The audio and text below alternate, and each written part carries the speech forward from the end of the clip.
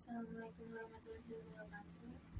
Di sini saya Amalia Rosalina dengan NIM 21103040182 dari kelas ilmu hukum D akan mempresentasikan makalah saya yang berjudul Sejarah Pemikiran Islam dalam Bidang Tafsir.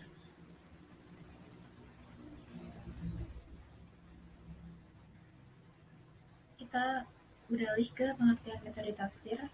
Kata metode berasal dari bahasa Yunani yang memiliki arti jalan atau cara.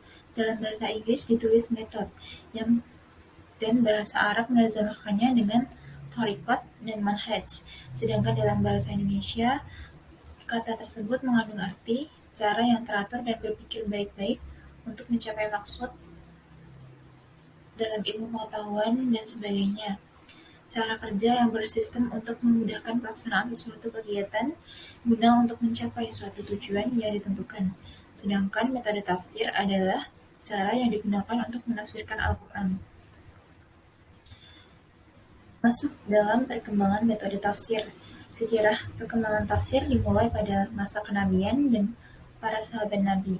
Setelah Islam mengalami perkembangan yang pesat dan juga luas sampai di luar Arab, dan banyak juga dari bangsa luar Arab yang masuk Islam, membawa konsekuensi logis terhadap perkembangan pemikiran Islam. Sejarah peradaban Islam, sebagaimana dilansir Harun Nasution, dibagi menjadi 3 periode. Yang pertama yaitu periode klasik pada tahun 650 sampai 1250 Masehi. Yang kedua yaitu pada abad pertengahan atau sekitar tahun 1250 sampai 1800 Masehi.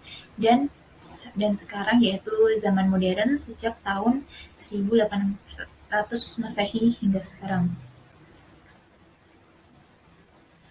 Pembagian metode tafsir yang pertama yaitu ada metode ijmali, yaitu metode yang menafsirkan Al-Quran dengan cara singkat dan global tanpa menggunakan uraian panjang lebar. Metode ini menjelaskan ayat Al-Quran yang secara ringkas tetapi mencakup dengan bahasa yang umum dan mudah dipahami dan mudah dibaca. Ciri dari jenis tafsir ijmali ini mengikuti urutan yang menurut tertib mushaf. Yang kedua yaitu ada metode tahlili, yaitu suatu metode penafsiran yang berusaha menjelaskan Al-Quran dengan cara menguraikan berbagai segi dan menjelaskan maksud dari Al-Quran. Mufasir membahas setiap Al-Quran sesuai dengan rangkaian ayat yang tersusun di dalam Al-Quran. Yang ketiga yaitu ada metode muqorin, yaitu penafsiran sekelompok ayat Al-Quran yang berbicara dalam suatu masalah dengan cara membandingkan antara ayat dengan hadis, baik dari segi isi maupun redaksi, atau antara para pendapat ulama tafsir dengan menonjolkan segi perbedaan tertentu. Yang keempat yaitu ada metode maudhu'i. Metode ini membahas ayat-ayat Al-Quran sesuai dengan tema atau judul yang telah ditetapkan.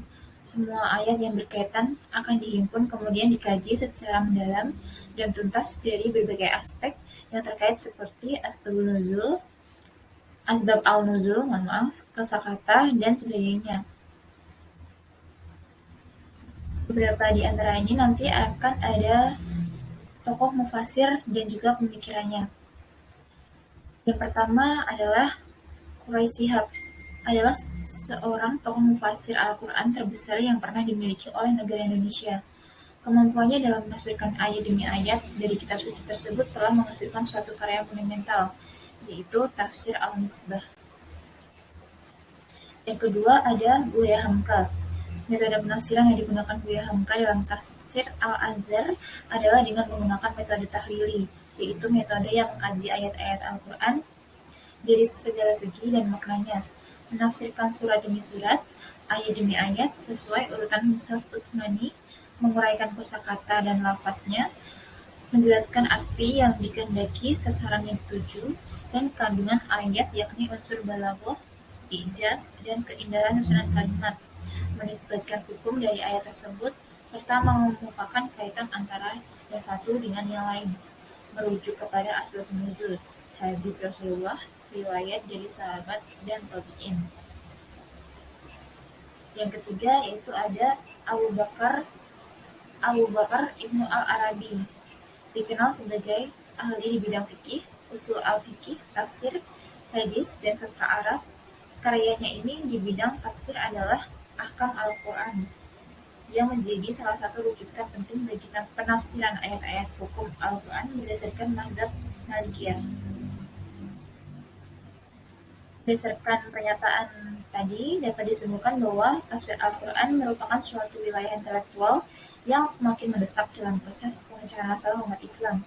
Karena itulah, ulama hadir untuk meramunya, kemudian menghasilkan interpretasi Al-Quran yang disebut juga tafsir, sebagai usaha untuk memahami dan menerangkan maksud dan kandungan ayat suci yang mengalami perkembangan yang cukup bervariasi.